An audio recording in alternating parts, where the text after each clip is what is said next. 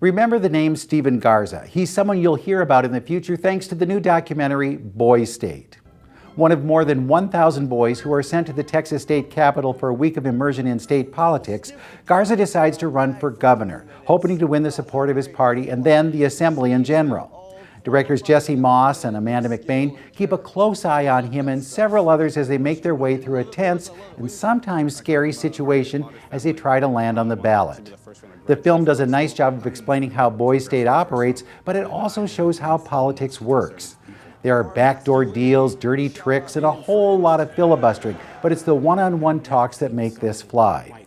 When a nervous Garza gets up in front of the group, you can almost feel the sweat on his hands. He isn't a loud, obnoxious candidate, but a quiet, reasoned one who just wants to tell his story. Behind the scenes, two party chairmen do their bit, trying to keep their people in line and still get work done. While a film about teenagers playing politics doesn't sound like much on the surface, Boy State is every bit as moving as a World War II drama. Even the guys trying out for the talent show bear watching. And then Moss and McBain get to crunch time and show how leaders deal with the negative campaigning, hidden agendas, and an 11th hour surprise. Renee and Ben, the two party chairs, kick into high gear just before voting begins. Garza gets his speech ready, and when you see who stands when he finishes, you'll finally feel there's hope in the political system. Even though it's a look at a very specific event, Boy State has much broader implications. It gives us a view of tomorrow's politics, and yes, it sows seeds of hope.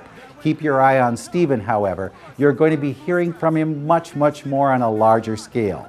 Easily, Boy State is one of the best films of this or any year. It begins streaming this week on Apple TV+. That's politics. With your movies in a minute, I'm Bruce Miller.